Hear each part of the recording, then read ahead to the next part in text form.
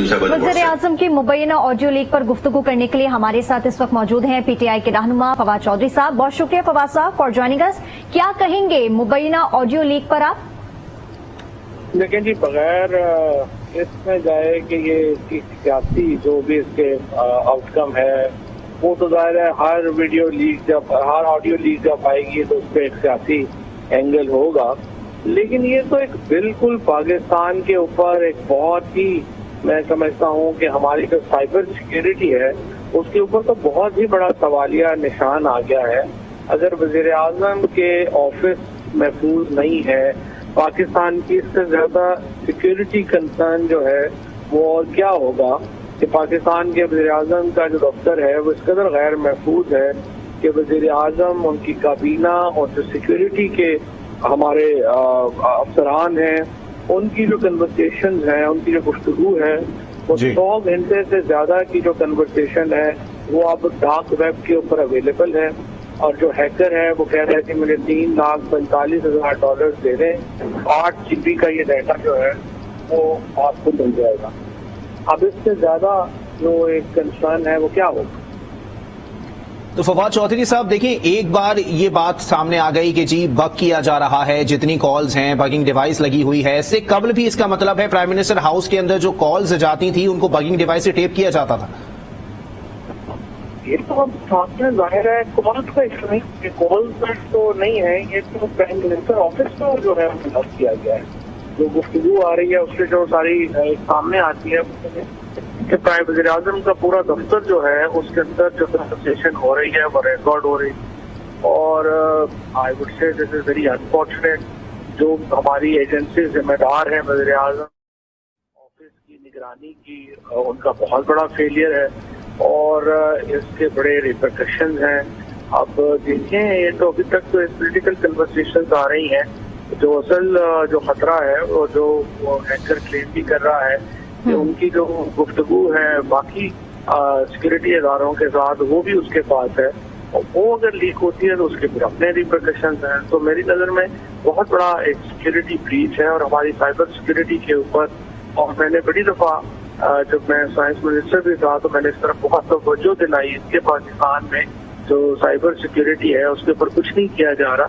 और हमारी IT ministry जो है वो उसको इसके ऊपर पॉलिसी हमें लेके आनी चाहिए थी। हमारी एजेंसीज को, जो नेशनल सिक्योरिटी की एजेंसीज हैं, उनके लिए बड़ा इम्पोर्टेंट था कि वो एक साइबर सिक्योरिटी जो है वो इंश्योर करें स्पेशली। ठीक है फवाद साहब, ये बताइएगा कि मुबैना ऑडियो तो लीक हो गई, लेकिन उसमें जो गुफ्तगू हुई है उस हवाले से मैं आपसे पूछना चाहूंगी कि बात की जा रही है कि भारत से पावर प्लांट मंगवाने पर और तिजारत की बात की जा रही है, इस पर आप क्या कहेंगे?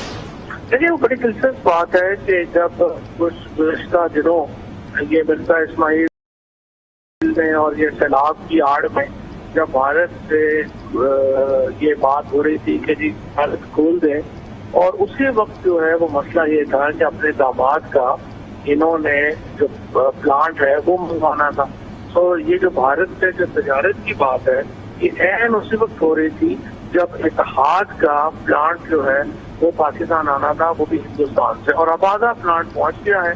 आधे प्लांट जो है वो पता नहीं अब तक, क्योंकि पुरानी कन्वर्सेशन है तो अब उम्मीद है कि वो बाकी भी पहुंच गया होगा। तो इसके नतीजे में जाहिर है कि पाकिस्तान के अंदर जो कंसर्न है, शरीफ फैमिली ने कभी भी इससे पहले भी पाकिस्तानी कवानीन को हमेशा भलाई पुष्टि डाला है जब उनका जाती खानदानी बिजनेस आया है। ये भी उसी की एक मिसाल है। और उसके साथ साथ जो बाकी कन्वर्सेशन हैं, जिस तरह से आपने देखा कि जो रेजिग्नेशन का फैसला है, जस्टिस सुतर मिनल्ला साहब ने और सुप्रीम कोर्ट ने कहा कि स्पीकर ने फैसला किया है, इससे हम इंटरफेयर नहीं करते। लेकिन इस कन्वर्सेशन से जो आजम तारड़, राना सनाउल्लाह, अयाज सादिक और ख्वाजा आसफ के दरमियान है, वाज़ेह हो रहा है कि ये फैसले तो लंदन में हो रहे हैं और स्पीकर बेचारे को तो कोई ताल्लुक ही नहीं है इन फैसलों से। तो इससे आप अंदाजा लगा सकते हैं कि किस किस्म के मामला है जो ये हुकूमत कर रही है, और इनकी क्रेडिबिलिटी पहले भी नहीं थी। इस टेप्स के बाद उनकी क्रेडिबिलिटी बिल्कुल ही खत्म हो। ठीक है फवाद साहब, ये बताइएगा कि जैसा कि ऑडियो के अंदर जो है वो उनके दामाद से जो है वो लिंक किया जा रहा है कि उनके दामाद से शायद कोई इनका राबते हो, ये बात सामने आ रही है। फिर दूसरी जानिब हम देख रहे हैं कि एक दफा तो हम देखते हैं कि हमारी सियासत में कुछ ऑडियोज जो हैं वो लीक करवाई जाती हैं और खुद की जाती हैं। तो आपको ये जो ऑडियो लगती है, क्या लगता है कि ये खुद करवाई गई है या हकीकत में ये लीक हुई है?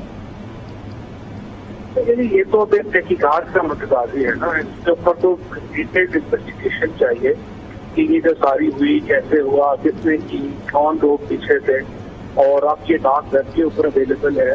तो ये तो मसला तो बड़ा, इसका ये तो बड़ा से इसके ऊपर बड़ी कंसर्न है, और जाहिर है होनी भी चाहिए कि कैसे आप इन मामला जो है वो आगे बढ़ाएंगे, कैसे इसको आगे करेंगे। तो बड़ी ये जिसके ऊपर एक बड़ी तहकीकात की जरूरत है। ठीक है, बहुत शुक्रिया रहनुमा पीटीआई फवाद चौधरी साहब हमारे साथ मौजूद।